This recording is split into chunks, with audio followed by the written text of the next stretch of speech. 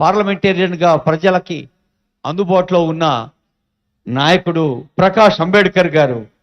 అందరివాడు మనవాడు అయిన అంబేద్కర్ మనవాడి మనవడు ఇప్పుడు మన ముందు మాట్లాడతాడు. I request Prakash Ambedkar ji for his valuable address.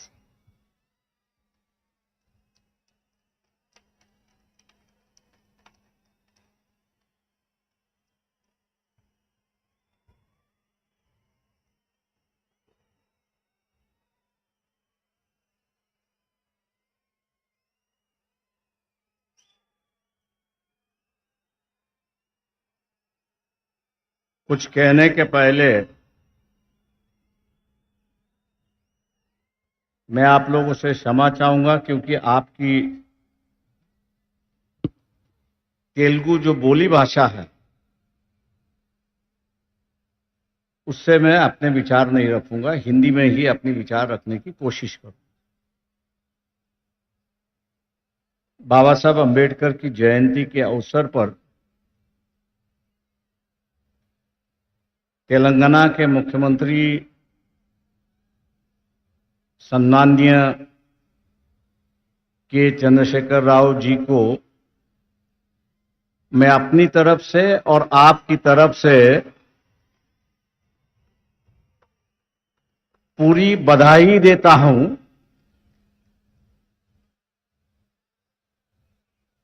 कि उन्होंने आज 14 अप्रैल है, बाबा साहब का जन्मदिन है। 125 फीट की मूर्ति का अनावरण भी आज हो गया है। लेकिन साथ साथ इस देश के अंदर जो दबा हुआ, कुचला हुआ समाज जो है, उसमें एक नई चेतना, एक नई जान दोबारा उन्होंने शुरुआत, एक चिंगारी जो है, एक नई चिंगारी उन्होंने शुरुआत। मैं मानता हूं कि हम लोग जो है बाबा साहब की जयंती मनाते हैं,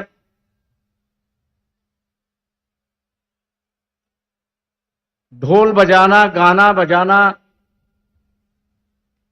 बाबा साहब की बातों का दोहराना,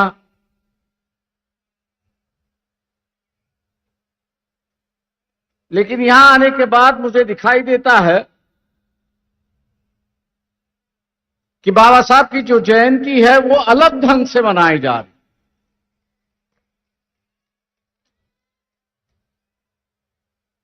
ना सिर्फ उनके गुणगान जा रहे, गुण है, गान है, उस पर लोग गा रहे हैं, लेकिन हकीकत में जो बाबा साहब यहां पर चाहते थे,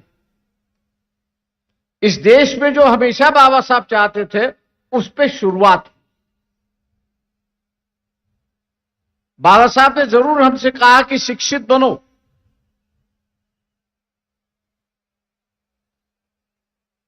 शिक्षित बनने के बाद आप संगठित हो और एजिटेट करो, लेकिन किसके लिए? हमको संघर्ष करना है। किसके लिए? तो संघर्ष करना है समाज में बदलाव लाने के लिए। हमको संघर्ष किससे लाना है? तो एक नई व्यवस्था इस देश में पैदा कर। हमको इस देश में संघर्ष क्यों करना है? तो इस देश में इंसानियत पनपनी चाहिए, इसके लिए हमको संघर्ष करना। ये तो सिद्धांत हुए कि जिस पर हम समाज बनाना चाहते हैं। ये तो सिद्धांत है कि जिसके बुनियाद पर यहां की समाज व्यवस्था चलती रहे। लेकिन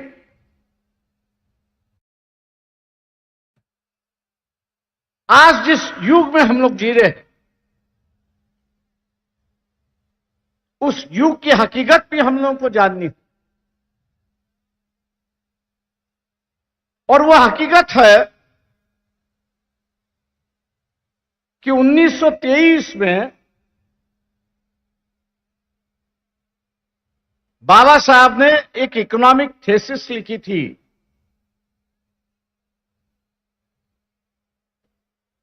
बाबा साहब ने एक इकोनॉमिक थीसिस लिखी थी कि जिसका नाम था प्रॉब्लम ऑफ रुपी, रुपए की समस्या। और इस किताब के माध्यम से बाबा साहब ने यह बताने की कोशिश की कि उस वक्त का जो राज था, अंग्रेजों का जो राज था, इंग्लैंड का जो राज था, वो रुपए के साथ में कैसे खेलते थे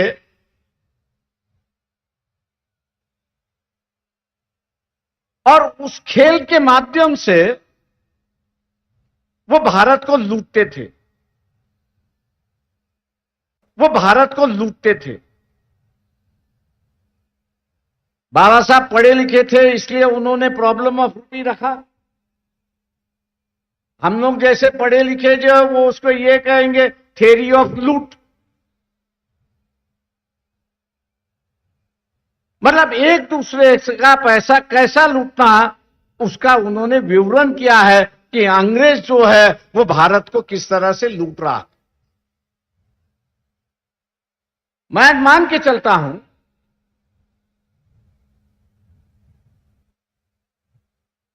जिसका आप उद्घाटन हुआ,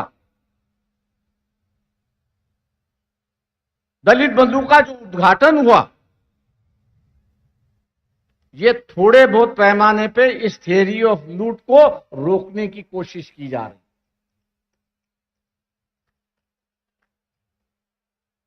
क्योंकि यहां जो प्रोडक्शन करने वाला है और बेचने वाला जो है, वो यहां का दबा कुचला हुआ समाज नहीं है, दलित नहीं है, आदिवासी नहीं है, वो तो सिर्फ खरीदने वाला समाज है। आज उसमें भी एक व्यापार की भावना, कमर्शियलाइजेशन है, उसकी कोशिश की जा रही है। मैं उसकी सराहना करता हूं और मुख्यमंत्री चंद्रशेखर राव जी का धन्यवाद देता हूं। उन्होंने इस देश को आर्थिक दुर्बलता से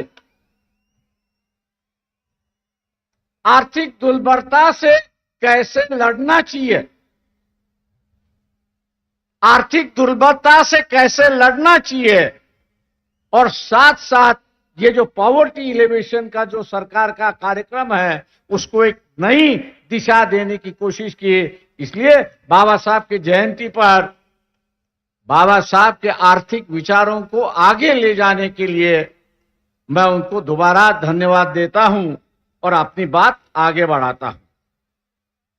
दोस्तों, देश को आजाद हुए 70 साल,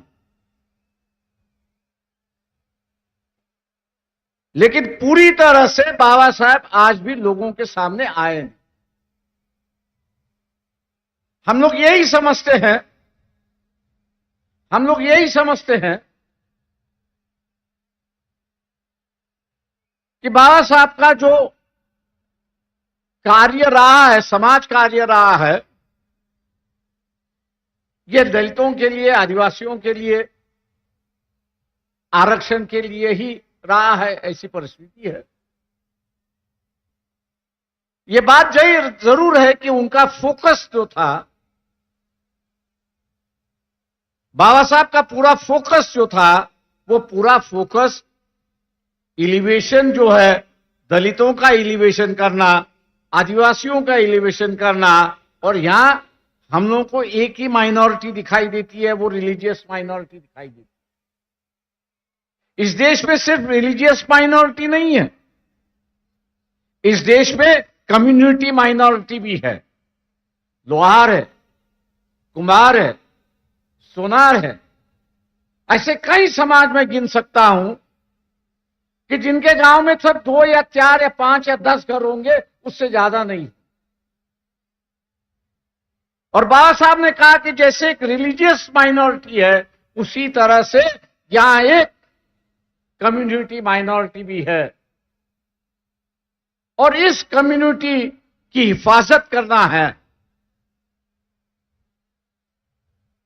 इस कम्युनिटी माइनॉरिटी की हिफाजत करना है, तो उन्होंने 1956 में जब स्टेट रीऑर्गेनाइजेशन कमेटी बनी थी तो उसको एक न्योता दिया था और कहा था कि state should be reorganise not on the basis, state should not be reorganise on the basis of language.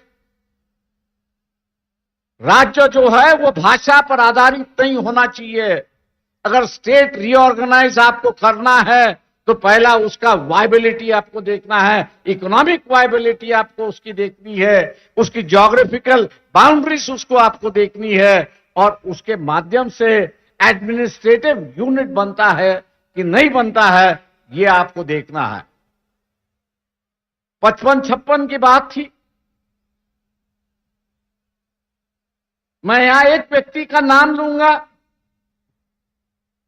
Putty Sriramulu जी का, कि जिन्होंने आंध्र प्रदेश बनाने के लिए अपना बलिदान दिया। जब तक यहां बलिदान नहीं दिया जाता था तब तक कोई राज्य या कोई सवाल हल नहीं होती थी, ऐसी एक परिस्थिति है। बाबा साहब ने पट्टी श्रीरामुलु को श्रद्धांजलि अर्पण करते हुए कहा कि आंध्र प्रदेश बनाने से कांग्रेस पार्टी ने पुण्यदान कर दिया है, पुण्यदान जो होता है वो पुण्यदान कर दिया है, ऐसी एक परिस्थिति है। मतलब यहां एक राज्य बनाने के लिए किसी को बलिदान देना पड़ता है और बलिदान के बाद यहां पर राज्य बनते हैं, ऐसी एक परिस्थिति। वही बात बाद में 40 साल बाद आई, तेलंगाना का सवाल आया। आज तेलंगाना राज्य बन चुका है और एक नई दिशा, एक छोटे राज्य यहां पर दिखाई दे रहे, ऐसी एक परिस्थिति है। आपको वेलफेयर स्टेट की अगर संकल्पना, वेलफेयर स्टेट की अगर संकल्पना आपको मंजूर करनी है तो राज्य छोटे होने, ये जो बाबा साहब की डिमांड थी वो आज मेरे ख्याल से कई राज्यों में मांगी जा रही है। और इस अवसर पर मैं ये कहूंगा कि व्यवस्था ही बाबा साहब को यहां पर जिंदा रखती है, ऐसी एक परिस्थिति है। व्यवस्था ही यहां पर जिंदा रखती है, ऐसी एक परिस्थिति। एक और इश्यू को लेके यहां पर मैं आपसे बात करूंगा और वो ये है, मैं मुख्यमंत्री पर उसकी जिम्मेदारी डाल रहा हूं कि आप लोगों को इकोनॉमिकल एम्पावरमेंट करने की कोशिश कर रहे हैं। 10 लाख की आप जो है उनको ग्रांट दे रहे हो, बहुत सराहनीय बात है, बहुत अच्छी बात है, उसका स्वागत है और लोग इसलिए आपको दुआ भी देते हैं।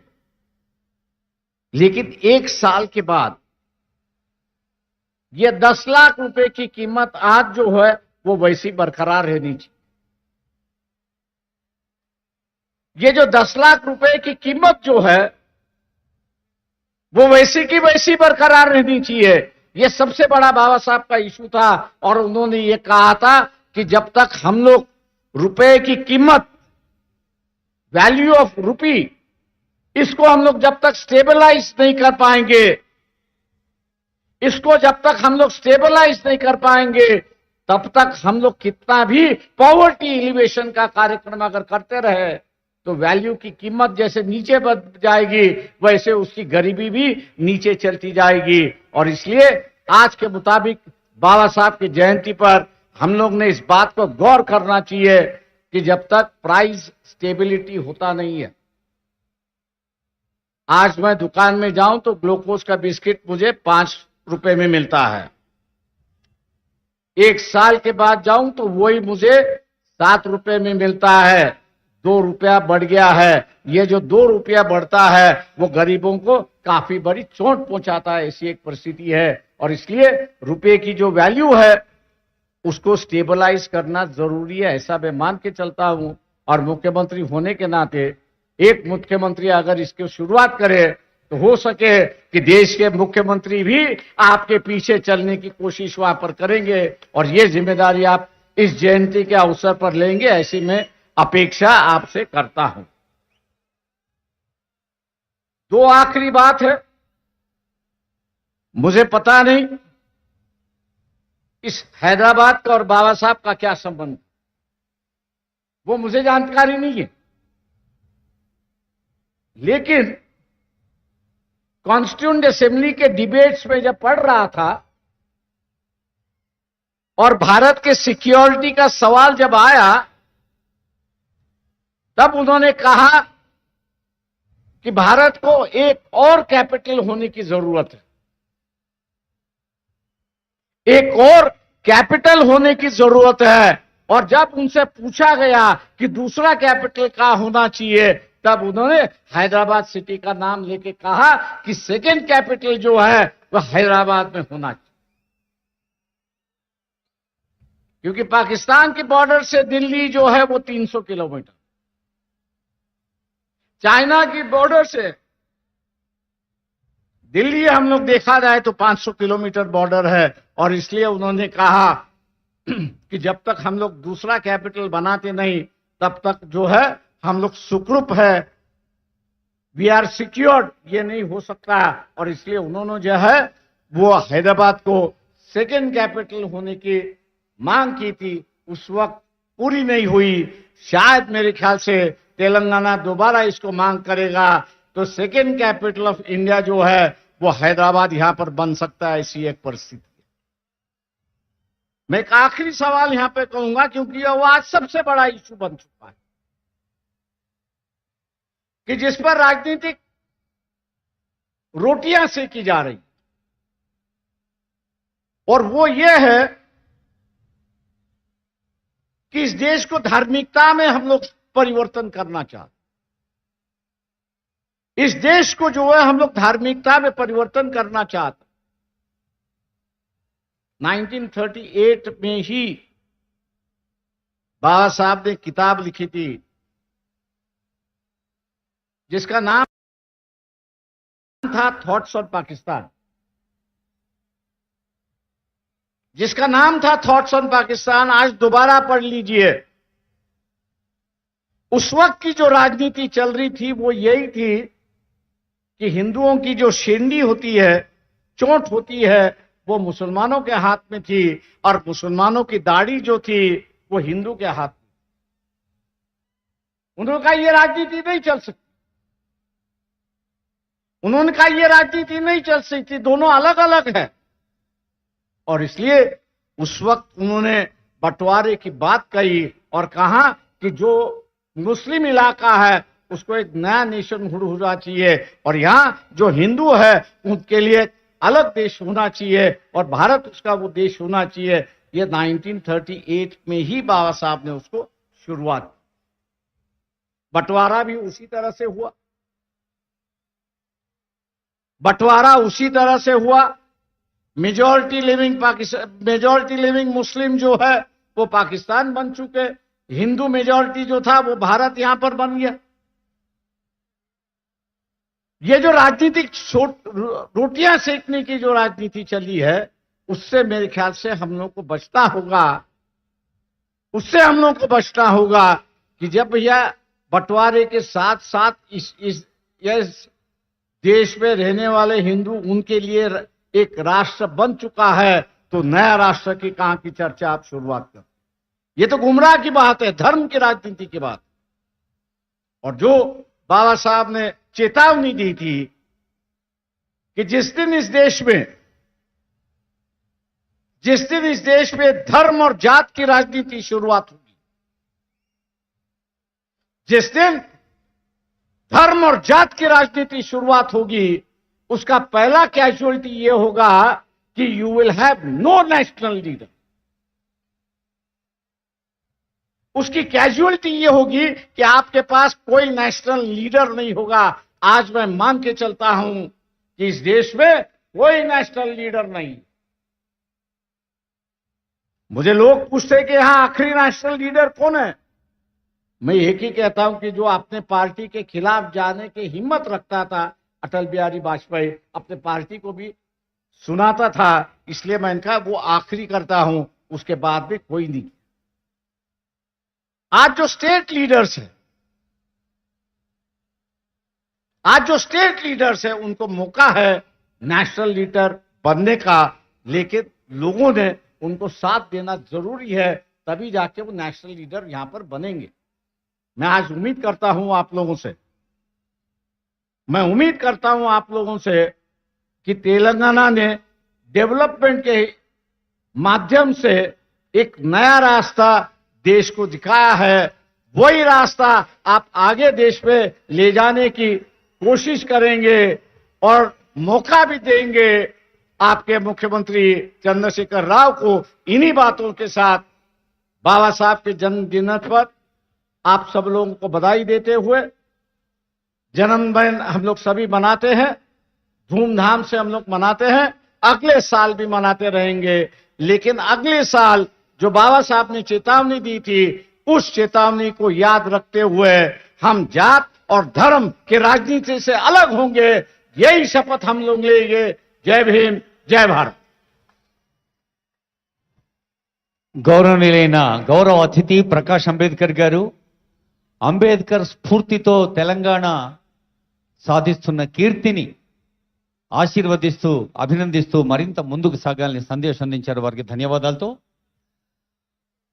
బాధలు తెలిసిన వాడే శోధకుడు అవుతాడు, శోధన చేసిన వాడే స్వాప్నికుడు అవుతాడు, సంకల్ప బలం ఉన్నవా స్వాప్నికుడు మాత్రమే సాధకుడు అవుతాడు.